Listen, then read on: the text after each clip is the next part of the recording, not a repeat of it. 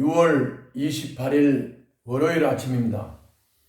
오늘 묵상할 본문은 잠언 30장 18절부터 33절입니다. 어제에 이어서 아굴의 잠언인데요. 오늘은 이게 숫자를 이렇게 나열을 해요. 예를 들면 한 것 서너 가지, 한 것 네 가지, 이런 식으로 숫자를 나열을 하면서 잠언을 하고 있는데, 그래서 이것을 아굴의 숫자 잠언이라 이렇게 말해.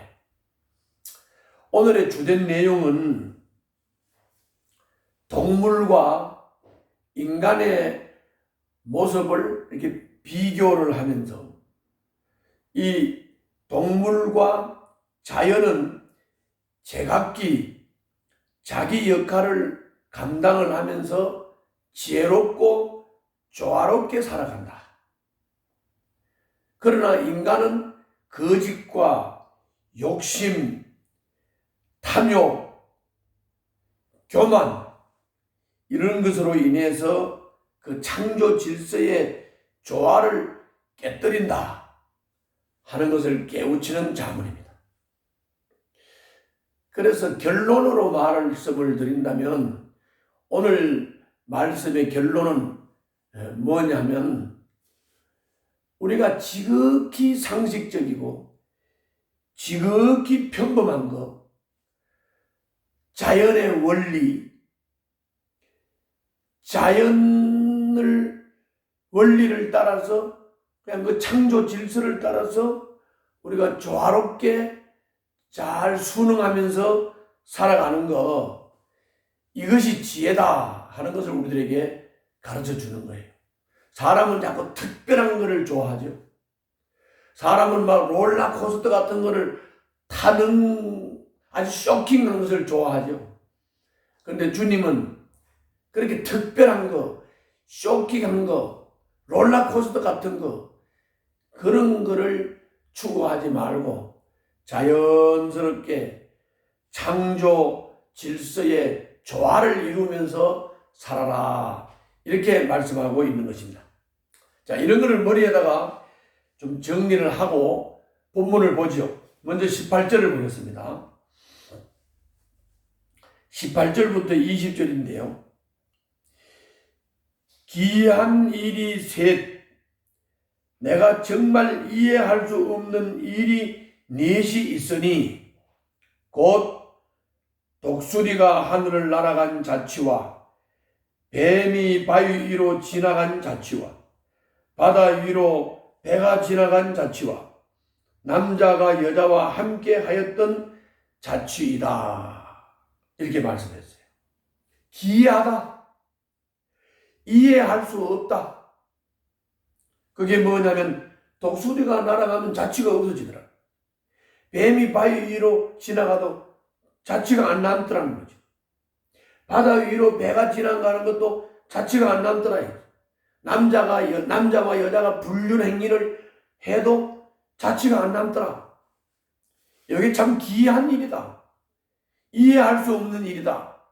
이렇게 말씀하시면서 뭘 강조하는 겁니까? 우리가 악행을 하든, 우리가 숨어서 남몰래 무슨 일을 하든지 간에 인간의 모든 행위는 자취를 남기게 되어 있다, 이 말입니다. 자취를 남기게 되어 있다. 그러므로 내가 한 악행을, 아무도 몰래 숨어서 한 일을 아무도 모르려니 하는 이런 생각은 손바닥으로 얼굴을 가리는 것과 같다. 감춰지지 않는다. 흔적은 다 남게 돼 있다. 자취는 다 남게 돼 있다. 그러므로 하나님 앞에서, 모든 사람들 앞에서 정직하고 진실하게 살아야 된다, 이것을 깨우치는 겁니다. 그 다음 보겠습니다. 21절부터 23절입니다. 21절부터 23절. 세상을 뒤흔들 만한 일이 셋, 세상이 감당할 하지 못할 일이 넷이 있으니 곧 종이 임금이 되는 것과 어리석은 자가 배불리 먹는 것과 끄림을 받는 여자가 시집을 가는 것과 여종이 그 안주인의 자리를 이어받는 것이다. 이렇게 말씀했습니다. 세상을 뒤흔든다. 세상이 감당치 못한다. 그런 것이 넷이 있다. 그러면 그게 뭐냐? 그게 뭐냐면 종이 임금이 되는 거. 또 어리석은 자가 배불리 먹는 거. 또 종의 여자가 주인의 여자 자리에 앉는 거. 이렇게 말씀을 했어요. 뭘 가르치는 겁니까? 인간의 탐욕에 의해서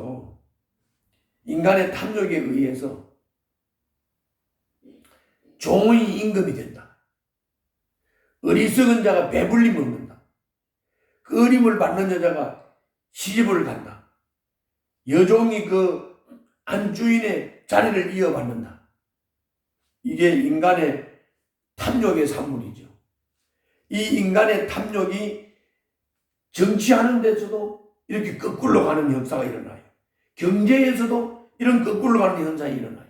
사회 각 분야에서 이렇게 거꾸로 가는 현상이 일어나요. 그러니까 세상이 뒤흔들리지요. 그러니까 세상이 감당치 못할 일이 생기는 거죠.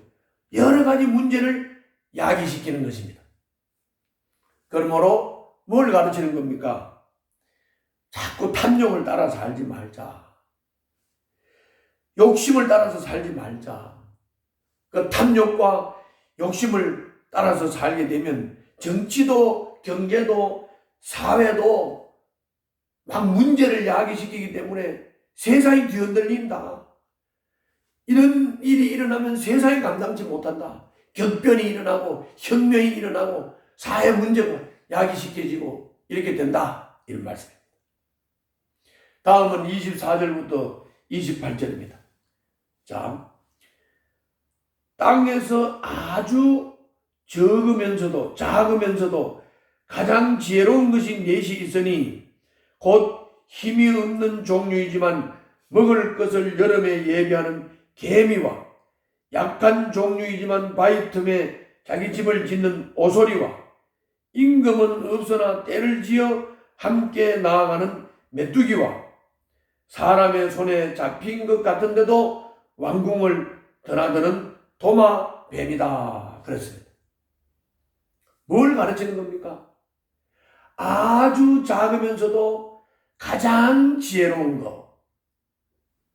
아주 작으면서도 가장 지혜로운 것. 개미, 오소리, 메뚜기, 도마뱀. 이렇게 예를 들었어요. 도마뱀은 왕궁에도 마음대로 드나들잖아요. 지혜롭지요. 사람 손에 잡힐 것 같지만 안 잡혀요. 뭐 왕도 없고 통치자도 없는데 메뚜기 떼는 질서 있게 떼를 지어서 날아다녀요. 또 개미는 겨울 준비를 아주 지혜롭게 잘해요. 그리고 이 오소리는 바위 틈에다가 자기 집을 짓고 생존해요. 뭘 가르치는 겁니까? 약하지만 볼 모양이 없지만 작지만 성실함으로 그 약함을 극복하는 것을 말하는 겁니다. 약함을 성실함으로 극복하는 것. 이게 바로 곧 힘이 없어도 지혜롭게 살 길을 찾는 사람을 가르치는 겁니다. 제가 항상 말씀을 드리죠. 성실한 것. 뭐 이렇게 뻥치고 한탕주의로 뭐 힘들이고 애쓰고 수고하지 않고 뭔가 한탕 해가지고 성공을 하고자 하는 이런 거 망상이라고 그랬죠. 약하지만 성실해야 돼요. 힘이 없어도 지혜롭게 살 길을 찾는 사람이 지혜로운 사람이에요. 도마뱀처럼 오소리처럼, 개미처럼, 메뚜기처럼. 자, 다음은 29절부터 31절을 보겠습니다. 29절부터 31절. 늠름하게 걸어다니는 것이 셋, 위풍당당하게 걸어다니는 것이 넷이 있으니 곧 짐승 가운데서 가장 강하여 아무 짐승 앞에서도 물러서지 않는 사자와 자랑스럽게 걷는 사냥개와 순념소와 아무도 맞설 수 없는 임금이다. 이렇게 말씀을 했습니다. 이건 아주 위풍당당해요. 늠름해요. 자기가 힘이 있으니까 힘을 자랑하는 겁니다. 그래서 위풍당당합니다. 늠름합니다.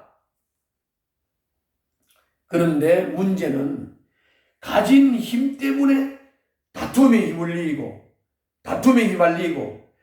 가진 힘 때문에 재앙을 일으키고 가진 힘 때문에 문제를 야기시키는 것입니다.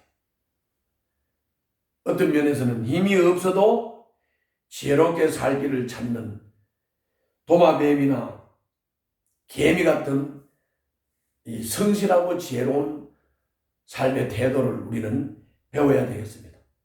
이렇게 자연 속에서 짐승들이나 이런 것들이 자연스럽게 창조 질서를 따라서 조화를 이루어가는, 여기서 우리는 참 지혜를 배워야 되겠다, 그런 말씀입니다.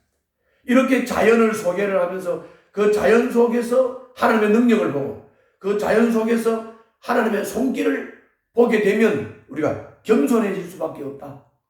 그래서 32절에서 이렇게 말하죠. 내가 어리석어서 우쭐대었거나 악한 일을 도모하였거든 너의 손으로 입을 막고 반성하여 보라. 반성하여 보라. 우쭐댔던 거, 악한 일을 도모했던 거, 이제 이 오묘하신 하나님의 능력과 하나님의 지혜를 듣고 보니까 이거 우쭐댈 일이 아니었어. 이거 악을 막 겁없이 도모할 일이 아니었어. 이제는 내 입을 막고 내가 이제는 반성해야 되겠다. 하나님을 깨달으면 반성이 나옵니다. 하나님의 능력과 하나님의 지혜 앞에서 무릎을 꿇고 반성하고 뉘우치고 회개하는, 이게 참 깨달음입니다.